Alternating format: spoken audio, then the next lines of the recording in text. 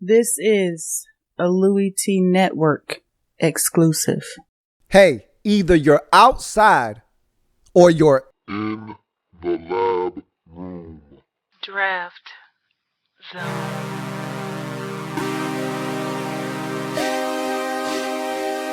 What? Could it be? Me, your man, Louie T. Welcome. You are in the lab room, of course. I'm your host, Lou. Thank you for joining me on the 2016 NFL Draft Wrap-Up Series, where your man Louie T aims to break down all 32 teams in the National Football League's 2016 NFL Draft by using our baseball grading scale: single, double, triple, home run. There are no strikeouts here in the Draft Wrap-Up Series, as I cannot tell how these players are going to pan out. And I don't want to discount any of these young men before they get their chance in the National Football League. And so, we'll get a score for each and every single pick made in X said team's draft. Add all of those scores up, divide by the number of picks, which will yield us a final overall grade for that team's draft. Move on to the next team in the process, picked by you. That's right, you, the viewer out there, is in total control. It's the up format, the you pick format in full effect. Just simply be the first, not the second, not the third, not the 53rd person to tell me you want your team next, but the first to leave a comment in the comment section stating the phrase next in the team you'd like to see next. I don't care how you phrase it, as long as you're first and those two components are in the comment that you leave in the comment section of this video and future videos in this series, that team's up next. And so it sounds like a simple process. Guess what? That's because it is, man. And so we move on to the next team up in the series, picked by you. That's right, you out there, the viewers, picked the New Orleans Saints as the next team up in this series. And pretty interesting draft here. Only 5 selections made by the Saints. They traded up to get some players that they felt like could help them right now. And so a very condensed draft for the Saints. And I'm gonna dock them a little bit later on for that exact thing. But let's deal with what they did accomplish, because they did some really good things in this draft, did the New Orleans Saints. And so let's break the New Orleans Saints 2016 draft down now. First round, 12th overall selection, Louisville defensive tackle Sheldon Rankins is the selection. I'm gonna be real frank and honest with you. Wasn't a big fan of this selection, man. I really wasn't. And just to let you know how I felt going into the draft process, this is a video that I did with James Carter of James Carter TV prior to the draft. This is what I had to say about Sheldon Rankins. Now, who are 3 guys that you are not as high on as everyone else? I don't want to say just guys that are overrated, because I don't believe people are necessarily overrated, but guys that you just aren't as high on as everyone else. Oh yeah, I mean, every year, I'm not afraid to say it. A couple of years ago, I was not down with the groupthink on CJ Mosley, and I was one of the people to speak out and say he's not as good as everybody says. He turned out to be as good as everybody said, but I'm not afraid of going against the grain. I look at Sheldon Rankins, and I already kind of mentioned him. I don't see what everybody else sees. I watched at least 6 or 7 different games, and I'm like, what's the big fuss about this guy? I don't see. Everybody was talking about, and I think the Senior Bowl was what really did a lot for his draft stock, and he looked explosive at the Senior Bowl, but I didn't see that translate to the field. So I have my apprehension about Sheldon Rankins, and someone's going to take him in the first round, and we'll see if he's as good as advertised. I'm not buying the hype. I need to see more on him, and maybe I just need to watch more tape and watch it again. Maybe he's a guy that grows on you and you appreciate him more as you watch him more, but I wasn't sold on him. So you already see how I feel about Sheldon Rankins and what I feel like he brings to the table. Look, bottom line is this is a good football player. There's no mistake in that. I'm just not sold on his first round grade and him being a 12th overall selection. But let's go jump into his pros first. 6'1", 299 pounds. So basically, you're talking about a 6'1", 300-pound football player. Low center of gravity. When you're 6'1", you're going up against these huge giants, 6'6", and 6'5", and 6'4" guys. 6'1", you're at a advantage. You're at a disadvantage if you don't have longer arms at 6'1", which you probably aren't going to have, but you still have a lower center of gravity, which is going to allow you to get under the pads of some of these bigger offensive linemen and drive them back. So that could also be a pro for you, and in this case, it is a really big pro for Sheldon Rankins. Low center of gravity. It helps him with all of these next couple of pros. stout at the point of attack. When you can get up under a guy's pads, you are at an advantage. You're able to either hold that point of attack or you're able to drive him back, and that's the next pro, bull rush. He's got a really good bull rush when he feels like it. When he wants to, he can be a disruptive force. He can drive a guy back against his will. He's a guy that can be very, very physical up front. But again, the thing that really irks me with him is sometimes you just don't get that out of him, and we'll talk about that a little bit later. But flashes elite quickness for his size. And to me, at the Senior Bowl was where this guy got himself drafted in the first round. I think some people felt good about him, but they weren't sure. They wanted to see it in person. They go to the Senior Bowl down in Mobile, and this guy balled out. Didn't get to play in the game, got injured, but in those Senior Bowl practices, he was dominant, and his quickness was on full display. And I think his performances at the Senior Bowl in those practices got him drafted in the first round, along with the tape, of course. But I think his quickness is what really attracted him to some of these teams that were sniffing around him in the first round, including this New Orleans Saints ball club. He's got a swim move. That's one of his quick moves that he likes to use, is a swim that'll get him in the backfield. He can be very aggressive with this swim. It'll get him back there quickly, and then he can start to wreak havoc. So that's one of those moves that he likes to go to, one of his go-to moves in his bag of tricks that he likes to pull out when he wants to get into the backfield, knife in, and be disruptive early on in the snap. He can pressure the quarterback. Okay, this isn't a guy that just stops the run, and I think that's part of the reason why you get drafted in the first round, is because you are a dual threat defensive lineman. You're a guy that can rush on third downs, on first and second. We can ask you to stop the run, and then on third downs, we can tell you to pin your ears back and go after the quarterback. And so they feel like this is a guy that can play on all 3 downs. We don't have to take him off the field. And so you see a guy like Andrew Billings plummet, and his stock really, really plummet during the draft, and him fall. Everyone wanted to rush to some kind of conclusion. Oh, he's hurt. He's got some kind of off the field issues. Something's wrong. No, there's nothing wrong. Everybody viewed him as a 2-down player. Well, this is a guy similar stature, but no, they view him as a 3-down player, and that's why his value was a lot greater and got him a first-round selection. And he's aware. This is a guy that on tape you'll see him running down some screens, and he can sniff out screen, and he can do those things, get out there. He's not a meathead. He's not just rushing up the field. Offensive lineman lets him back into the backfield, and he's like, oh, fresh meat, and goes running after the quarterback. Nah, pump your brakes. This is too easy. Something's up. Something's fishy. Okay, I smell out screen.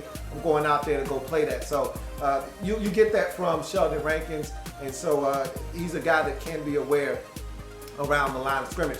That being said, let's get to his cons. And the first one is a big one for me. It's probably the biggest problem I have with Sheldon Rankins. His activity is bipolar from snap to snap.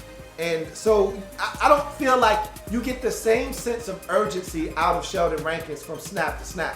One snap, this man's playing like his hair is on fire. I mean, he is really trying to get after it. He's trying to get to the ball carrier. He's trying to get to the quarterback. He's doing whatever it takes for him to have an impact on the play.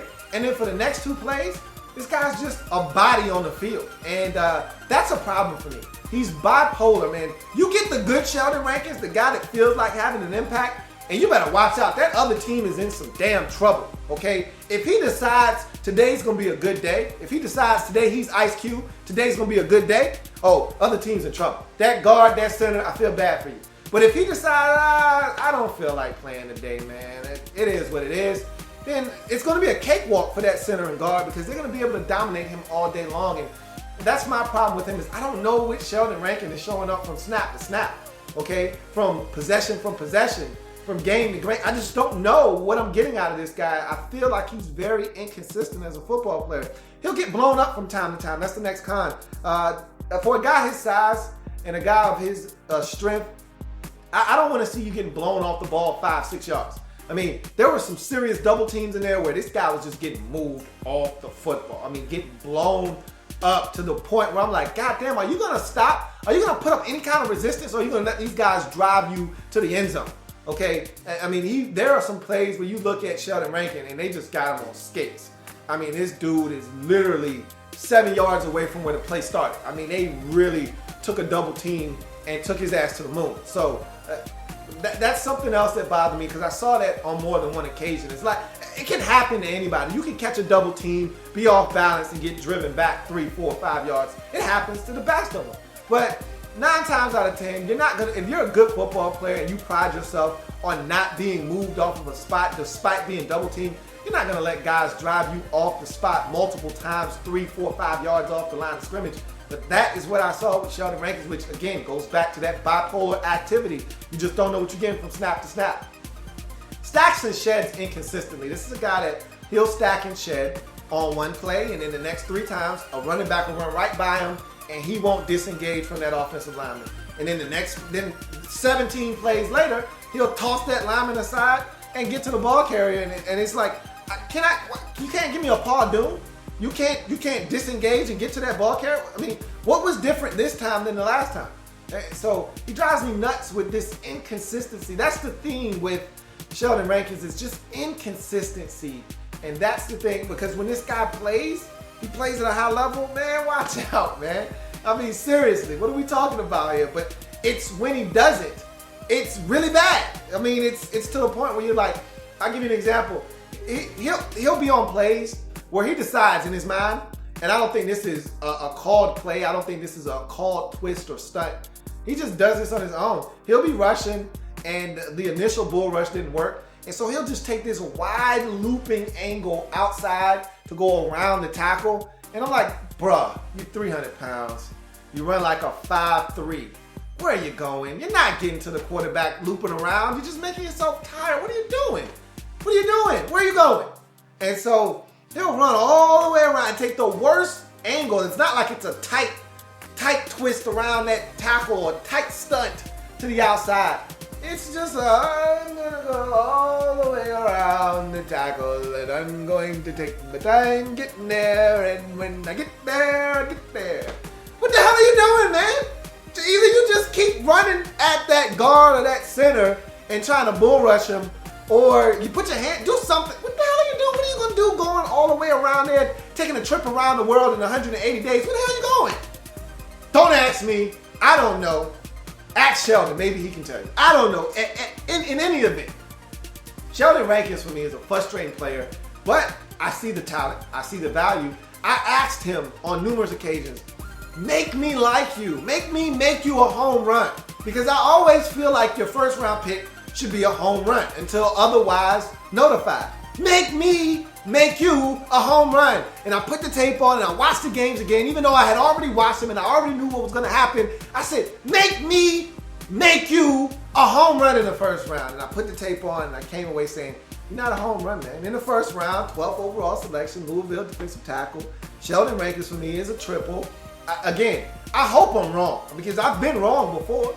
And guys can go out and ball at the next level. He could be a better pro than he was a college player, but to me, I just see a guy with inconsistencies.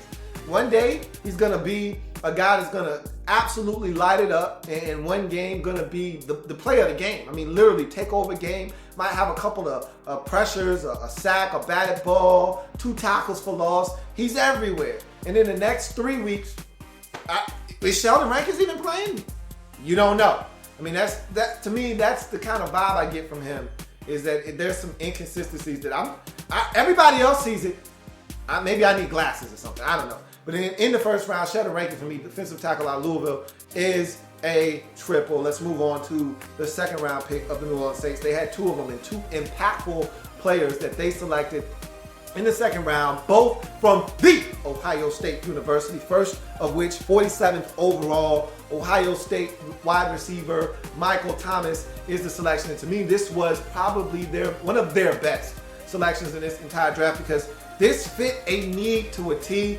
And I was worried that he wasn't going to make it to the Saints at 47. And I felt like, man, it'd be nice if Drew Brees could get him a big wide receiver.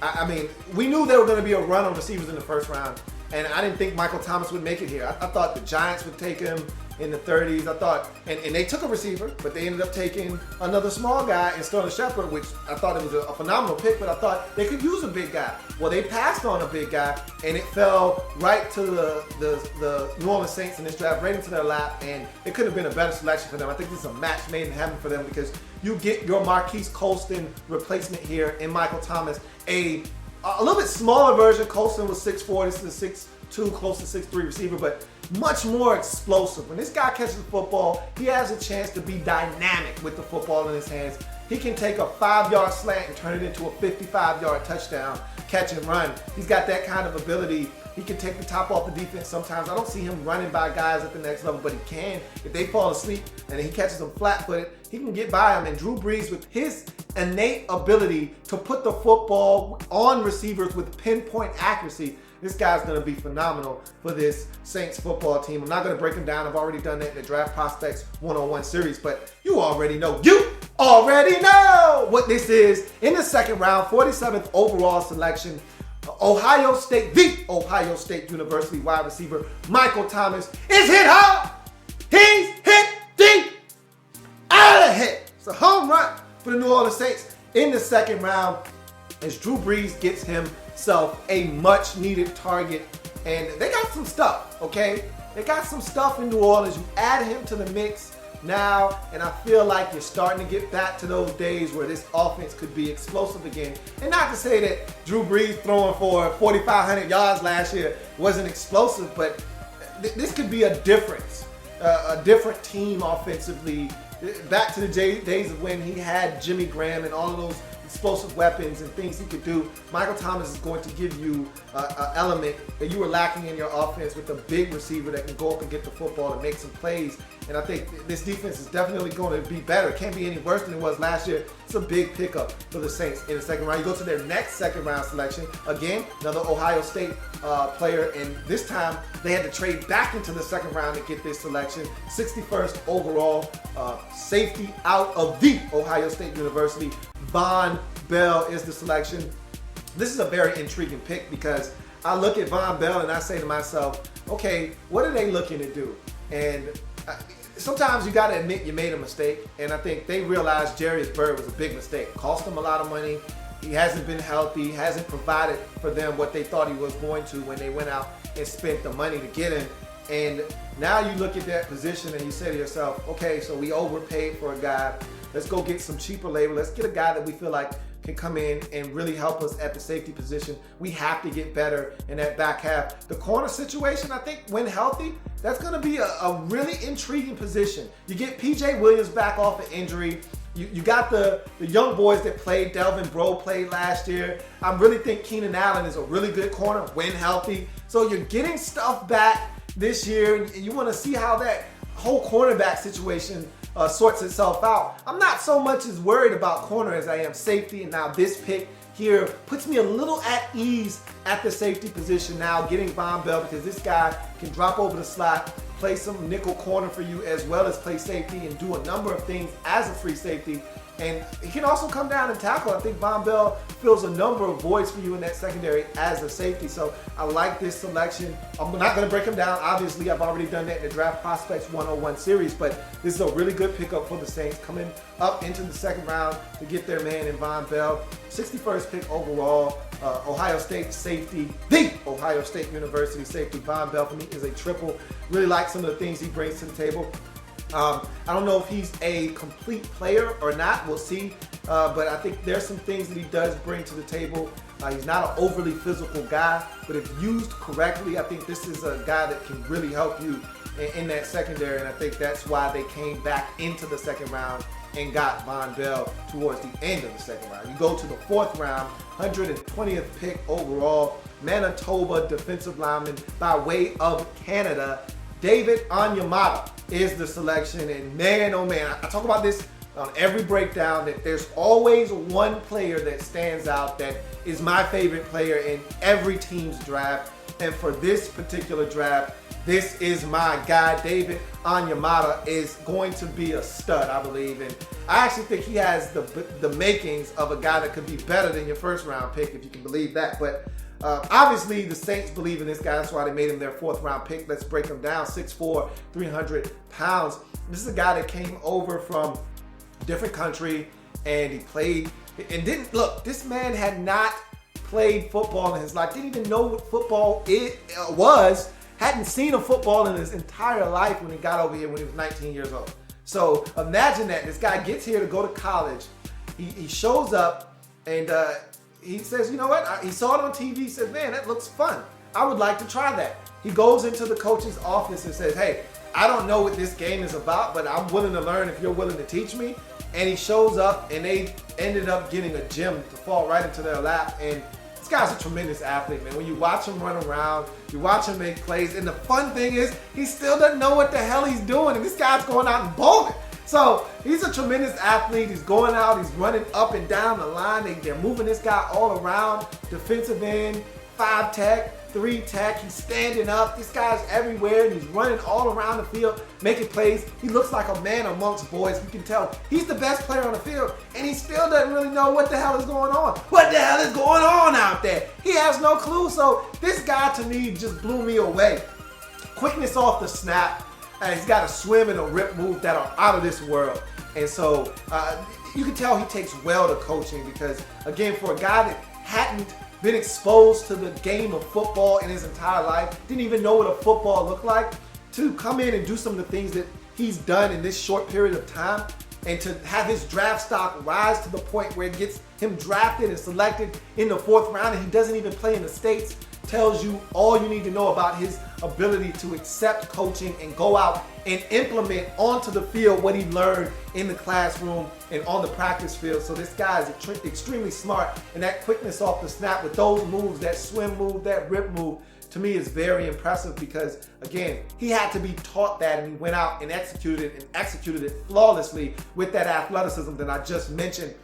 Brute and sheer power. This guy is physically built at 6'4", 300 pounds. He's a physical, strong guy, and this is that other country strong right here. Like, this isn't made in America strong. This is Africa strong right here that he's coming with, man. It's that goat herder strong from Coming to America.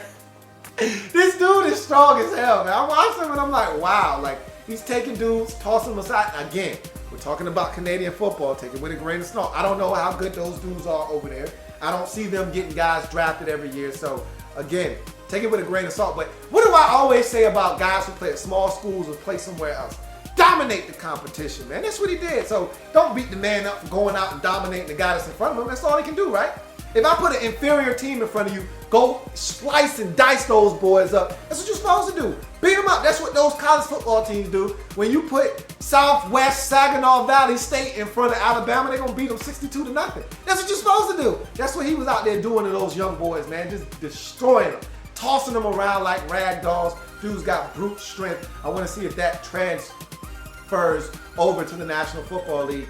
Takes on double teams and beats double teams. He doesn't just take on double teams. He's beating, again, take it with a grain of salt, man. He's beating them Canada boys in the head. But, again, do it, okay? If they put these boys in front of you and they want to double team you, break that double team up, get in the backfield, make a play. So this dude's not only taking on double teams, standing up at the point of attack, he's like, man, let me rip through this double team, get in the backfield, make a play. So, love it, man. Love it. Want more of it. Start at the point of attack. I just mentioned that, so I'm not really going to beat that horse. It's already dead. This guy's physically built. He's strong. He started at the point of attack. Uses outstanding leverage. Again, another thing that you don't usually see from a guy this raw. He understands leverage and how that's going to benefit him, how that's going to allow him to be stout at the point of attack, and so uses outstanding leverage at the point of attack to either stand up in a defensive lineman and then stack and shed them, which is the next pro. He's stacking sheds beautifully.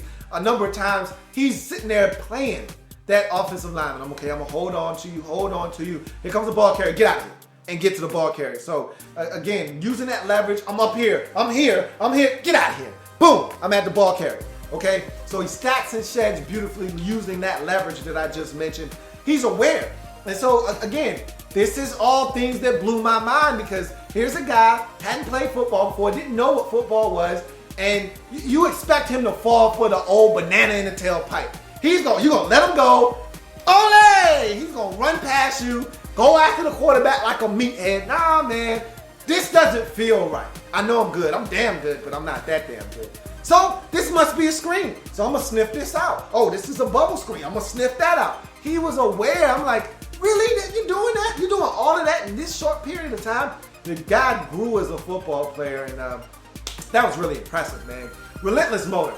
Every time I saw this guy going somewhere, he was going 110 miles per hour, and he was getting there in a hurry. So that's something else you don't worry about. Relentless motor. This guy's going to give you everything he's got, unlike Sheldon Rankins, who for some plays, you're going to get that, other plays, maybe not. Can get pressure on the quarterback. I think this is a guy that, with some, tutelage and a little bit of fine tuning, he's got all the moves in his bag of tricks. He can get pressure on the quarterback. I'm really impressed with what I saw with this guy, and I think he can not only help you in the run game, which is what he really was dominant at, but I also think he can get pressure on the quarterback at the next level. He's versatile. I talked about him being a defensive end, a 5-tech, 3-tech. He was standing up as an outside linebacker. They moved him all around. Guy's extremely versatile, man, moving this guy all around. I love it, man. I absolutely love it. Upside is the final pro. This is a guy that's just got tremendous upside because, again, he's still young and wet behind the ears, breath smelling like Similac. This dude is young, man. He's looking for somebody to show him the ropes, for someone to show him how to do it the right way. And I feel like he's a big slab of clay that if you mold this guy correctly, you have yourself a Pro Bowler on your hands in a couple of years. Let's go to his cons. He's raw. Of course, he's going to be raw. This guy is just, 3 years removed from never even hearing of the game, or 4 years of never even having heard of the game of football. So, I mean, take it for what it's worth. He's raw, but that to me is a good thing, actually. But in this case, you're going to have some growing pains with him. I don't know if he's just going to jump into the league and be ready to go right away. We'll see. Lesser competition now. The final two cons are more things that I'm concerned about than him being raw.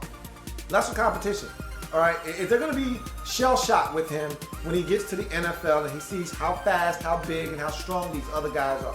Because for the last 3 or 4 years in Canada and Manitoba, he was just tossing guys around. I mean, he was really making it look easy. All right, and now you step up in level of competition. Guys are just as big, guys are just as fast, if not faster, and guys are just as strong, if not stronger. How does he adapt to that? Is he going to be overwhelmed by the NFL and how much faster the game is, how much stronger these players are? We'll see. We'll see if he'll still dominate the way that he did when he played in Canada. And finally, how does he adjust? Again, you're talking about a young man that just came over from his country to a foreign country here in the United States. Now, remember, he went to Canada first. He was in Canada for the last 3 or 4 years. And so now you're asking him to move from Canada, the only place he's known other than home, to come to the United States. How does he adjust to all of that and then have to take in and digest, the NFL and all of the things that brings and having to concentrate on football all day long? Is this going to be something that really stunts his growth? We'll see. I mean, we've seen guys like this. Amobi Okoye comes to mind. Went to Louisville, was one of the youngest players to ever play in the National Football League. I saw on Twitter the other day, this guy wants back in the league. He's only like 26 years old because he got in the league when he was like 20, and he was out of the league when he was by like 24, and like he's 26 now, and he's like, yo, I would love a chance to get back in the league, but sometimes it's tough for these guys to adjust. He feels like Akeem. Remember when you got Akeem Hicks and how good he was for you initially? Got him from Canada. This guy to me can be better than Akeem Hicks, way better than Akeem Hicks was for you some years ago when you drafted him out of Canada in the 4th round, 120th pick overall. Manitoba defensive lineman by way of Canada, David Onyemata, for me is a triple. I am madly in love with this selection. I think this guy can be a really big force for you up front, and for a defensive line that struggled in ways you can't imagine last year, I think this guy has a chance not only to make your team, because as a 4th round pick, I fully expect him to make your squad. I expect this guy at some point in his rookie season to be starting for you. Remember how many young guys you had starting up front for you last year? I think this guy could come in, and all I want to see him do is get on the field and get some reps in the game, live bullets, so that he can adjust to the speed of the game, because the faster he gets on the field and experiences the NFL and what is going to be asked of him and what's going to be required of him for him to excel, I think you're going to see a much faster transition from him if he can get on the field early on in his career and learn to adapt to the NFL game. I think the guy can be a major player for the New Orleans Saints. I'm in love with this selection here in the 4th round. You go to the 7th round, final selection for the New Orleans Saints in their draft, 237th pick overall. Cal running back Daniel Lasco is the selection. This is a guy that I also talked about on that same show with James Carter. Take a listen to what I had to say about him. Who do you think are some sleepers in this 2016 NFL draft? I want you to name 3 for me. Okay, at the running back position is Daniel Lasco out of Cal. He's a guy that not a lot of people are talking about, and his biggest problem is health. He's always been banged up. Even going back to his days at Cal, he's always banged up. He's not a guy that stays healthy. And there are a number of guys like that. I look at Kenyon Drake out of Alabama, another guy that's extremely explosive, can catch the football out of the backfield, that can run. We saw what he did in the national championship game with the kickoff return for a touchdown. He brings so many different things to the table, but he's never healthy. Same thing with Daniel Lasco, but Lasco was the best at the combine in the agility drills. He was the best at the combine on the bench press, and he was one of the fastest backs at the combine as well. So you know that you're getting an explosive athlete who can catch the football out of the backfield. He just needs to stay healthy. So you see how I feel about Daniel Lasco. I think this guy has immense talent, and you can use a guy like this in your backfield. 6 feet, 209 pounds, great athlete, 4'4", 640, 41.5-inch vert. At the combine, this guy was the most explosive back at the combine, and it really wasn't even close. He ran a 4.46, which was one of the best times at the combine. He is 41.5-inch vertical, was the best for any running back. His 23 reps of 2 1/4 was the best for any running back at the combine. The guy lit it up at the Indy Combine, and that's when he got on my radar, and I said I got to do my homework on him. And when I did, I was pleased to find what I did find. And this guy's a physical runner.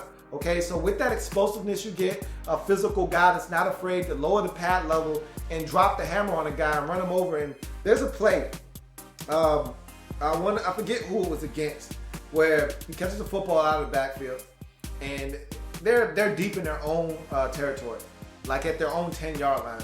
And he catches the football, he runs, and he stops on a dime. Okay, eludes 3 defenders when he stops because he's running towards the sidelines. Puts on the brakes, cuts it back, leaves those guys. There's a defender, a corner waiting for him, and he breaks down and he's ready to make the tackle. And Daniel Lasco lowers the boom with a shoulder, runs him over, turns on the Jets, down the sideline. 90 yards later, he's in the end zone. Touchdown. I mean, that's what he brings to the table, a guy that can be electrifying at times. He's a very physical runner.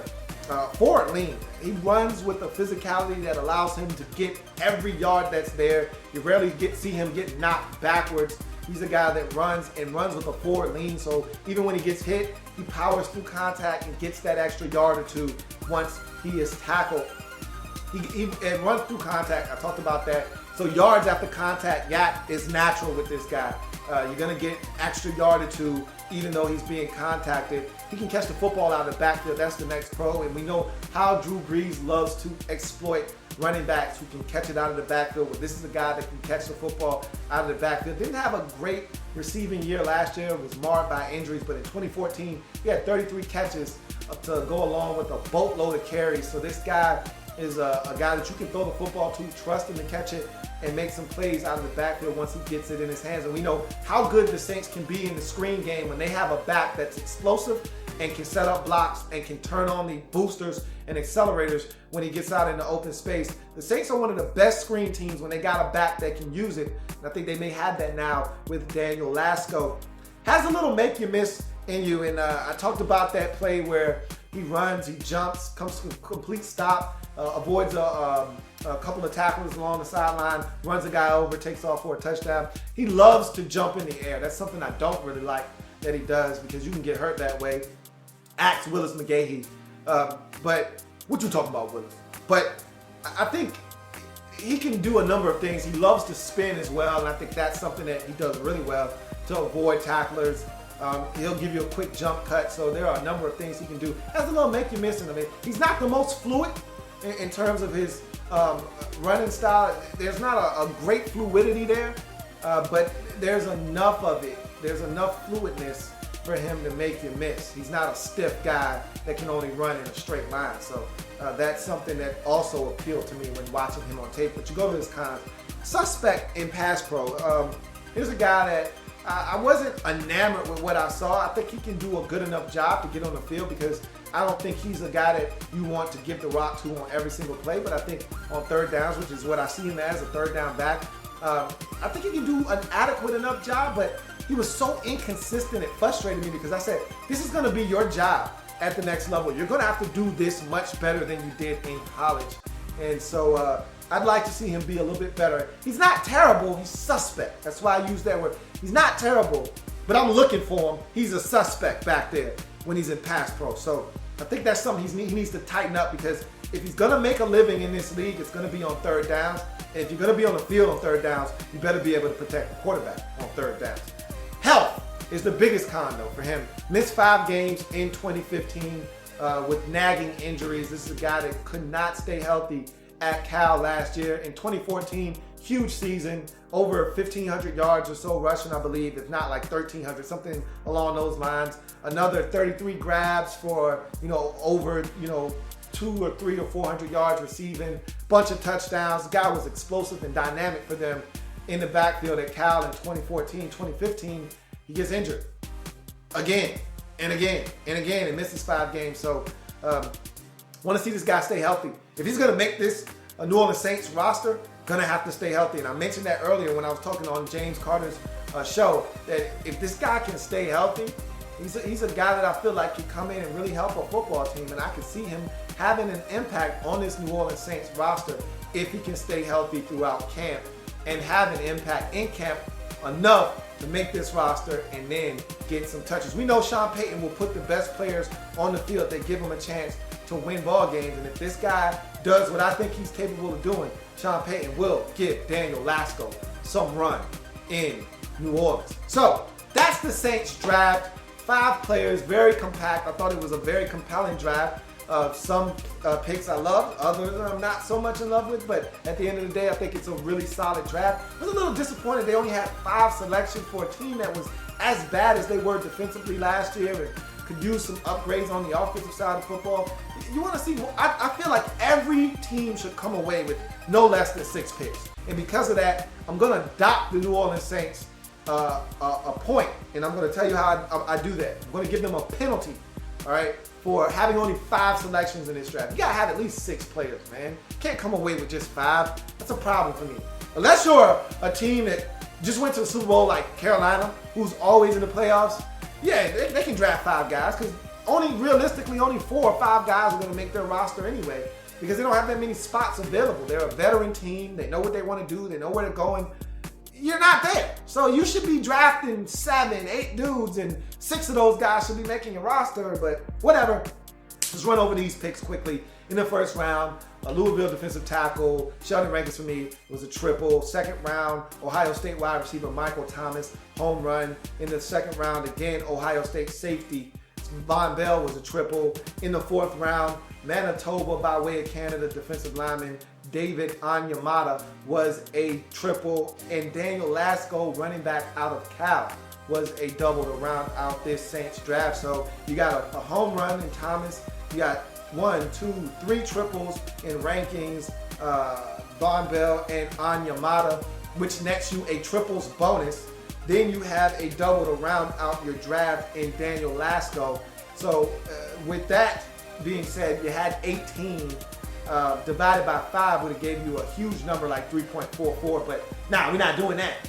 Because you only had 5 players, I'm gonna dock you, I'm gonna give you an extra point, but I'm also gonna dock you and give you an extra pick. So we're gonna divide by 6 instead of 5, give you an extra point, which brings you to 19. We're gonna divide that 19 by that extra penalty that I gave you, which makes it 6. That brings you out to a 3.17. It's still a hell of a draft. It's still a triple, which puts you up in the top half of the draft wrap-up series in terms of ranking, but need more players. I thought this was a real meaty draft. I like what you did with the guys you did select, but I wanted more.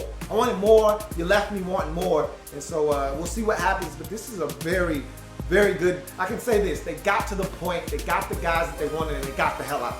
I'm not mad at that. I just wanted more, okay? But at the end of the day, it's a 3.17 triple for the New Orleans Saints. Really good draft, concise, compact. Would like to see more, but it's still a hell of a draft when it's all said and done. That's the New Orleans Saints in their 2016 NFL draft that happens in the National Football League, whether big or small. We cover it all here in the lab room. Come back and join me as I continue to break down anything. And next, National Football League. Got one question for you. Who's next? There's plenty more where that came from. While you're here, subscribe to the channel. If you want more Louie T, be sure to follow me on Twitter at In The Lab Room, or you can like the Facebook page at In The Lab Room. That's In The Lab Room on Facebook and at In The Lab Room on Twitter. Don't forget, subscribe to the channel if you haven't already done so.